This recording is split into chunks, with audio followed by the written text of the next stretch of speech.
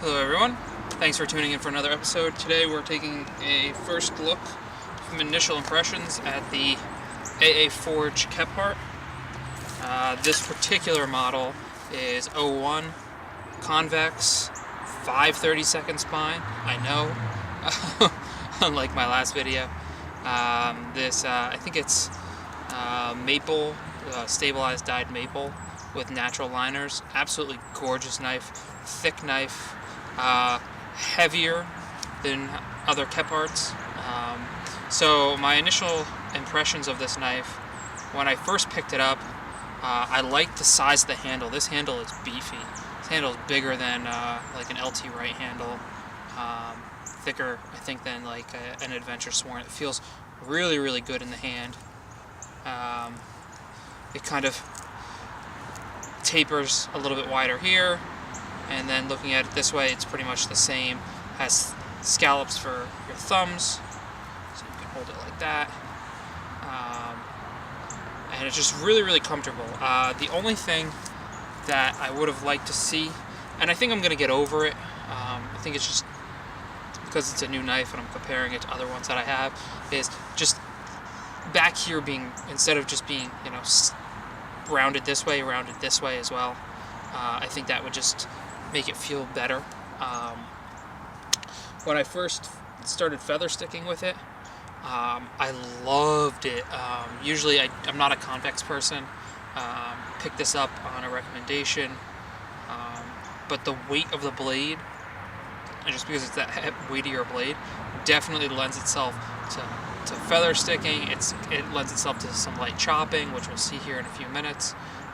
Absolutely phenomenal knife. Let me readjust and we'll just go through some of the basic paces to kind of show you how the knife performs and my initial thoughts on it. The one thing that I wish that I'm going to get out of the way right now, it's just me nitpicking, so it's nothing, no big deal, but I wish that this handle slab was on this side, that they were switched, that this awesome blue one was on the same side as the logo from Adam. But other than that, that's just me nitpicking. I can't really, blame him on that. He put it together. That's all that really matters. So let me cut back and we'll take a quick look at how this knife performs. Alright, so the first thing I do usually with a new knife is feather. So I'll take this piece of basswood. I'm going to use the weight of the blade to kind of knock those knots off. So it works really, really well. Bites pretty well. This side.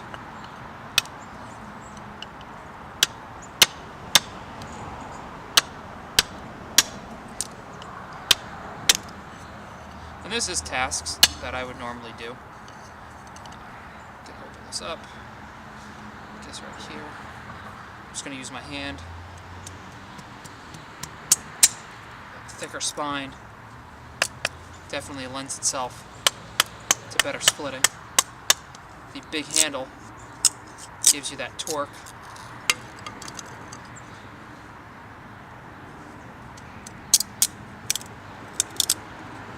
I can just start that right at the top. Let me just work that away.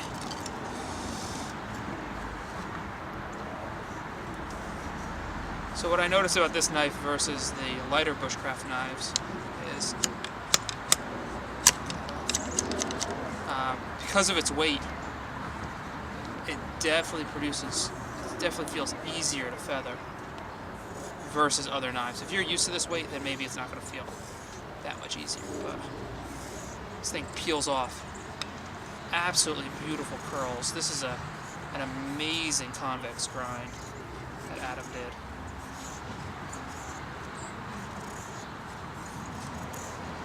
Just a little bit.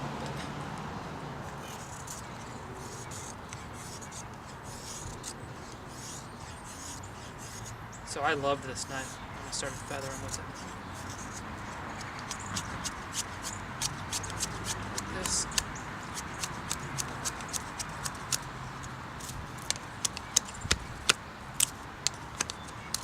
Of course, we're stopping right at that now. You can probably definitely do fast feathers with this. tried the fast feathers with this. Oh, look at that.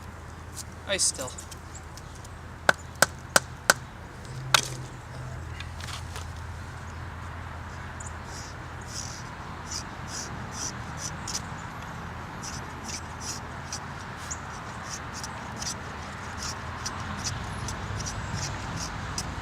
So, works great. Grind seems absolutely awesome. Let's do spine of this thing. Even though with this hammered finish, it doesn't give you, the most precise, the sharpest spine, but the spine of this thing can fluff. Nobody's business. This is basswood as well. So for fire prep, it's a little wet. For fire prep, it'll work. I'll grab a green branch and we'll show you guys some chopping on green wood. Okay, so I have a nice giant green branch here that I need to process up. Don't know what I'm going to use half this stuff for yet, but I'll start taking some pieces off.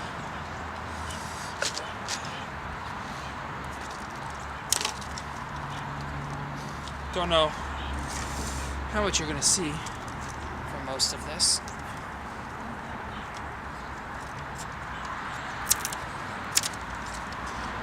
So, maybe I want this piece here. A few wrist flicks. Comes off nice. If I had a lanyard on this, I could back up just a little bit further, get a little bit more leverage. But it works really, really well. Green branches.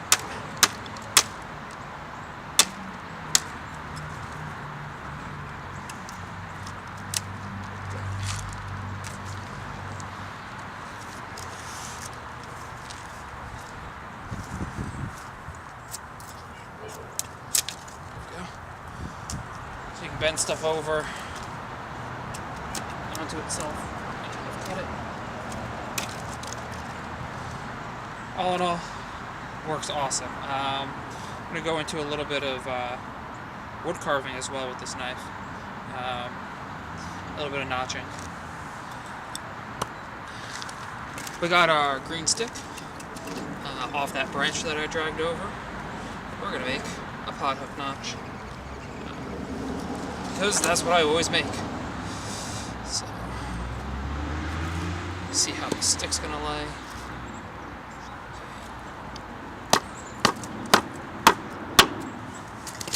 Really, really good bite in there.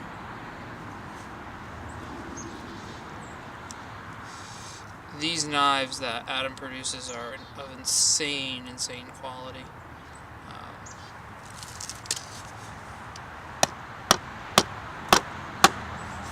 And twist. Oh, splitting the whole damn branch all the way up from that.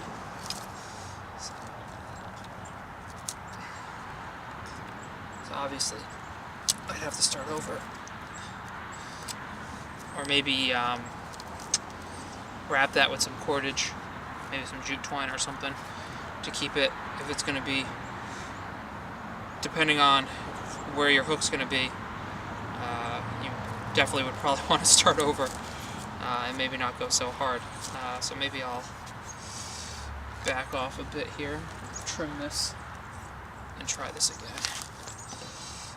Just, sometimes it's just too good.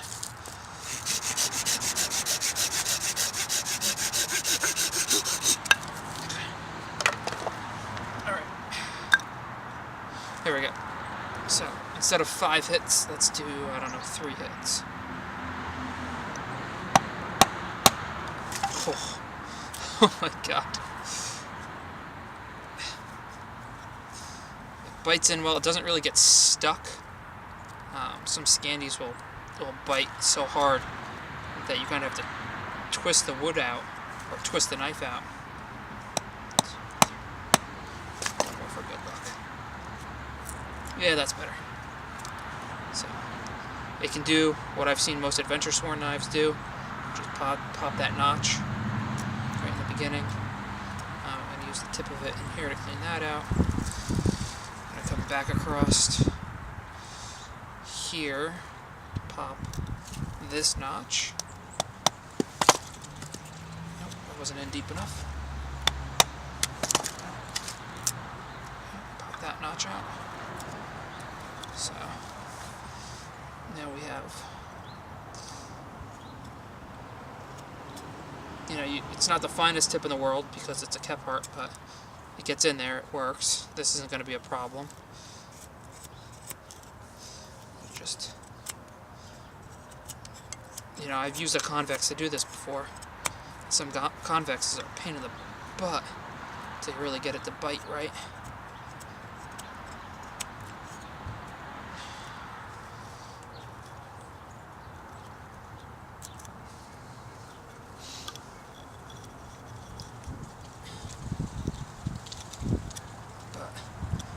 This one works really, really well. This is actually a really nice, easy pot hook.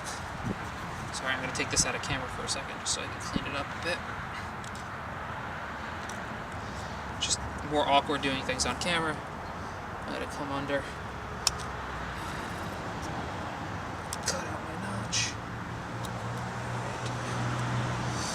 And that'll do for a pot hook. Pot hooks are kind of a pain in the butt to do, that's why I do them a lot. You can really get a good feel for the knife if you want to come in and clean out certain areas, work it in certain ways, where a 7-notch or square notch might not work as well. I bet you this would be awesome at square notches though. Let's see. Does 3 hits. Super deep bite.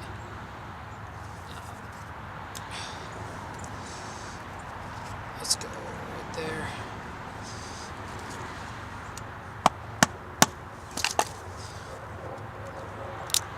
Oh, look at that. That has to be the most perfect square notch I've ever done. That doesn't even need cleaning. That's, I don't know, man, that's perfect. That's, making notches easy. Right here, this knife. That's actually the best square notch I've ever gotten. And it's pretty deep too. So, yeah, I know that if I had to make a steak with this, or if I had to scrape green bark the spine of this knife, it'd be no problem. Chamfering it, I'd have no problem with this knife, especially if the wood is green. Absolutely phenomenal. Very, very impressive.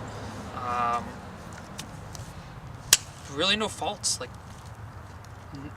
there's just like little tweaks. Like, if this was totally rounded, more like the end of a broomstick, for some reason I feel like that would be more comfortable, but I'm not sure. I get tons of leverage on this blade, tons of leverage on this handle. I can't wait to see what this knife has in store for me. I feel like I'm going to be carrying this a lot as soon as I get a serviceable sheath for it.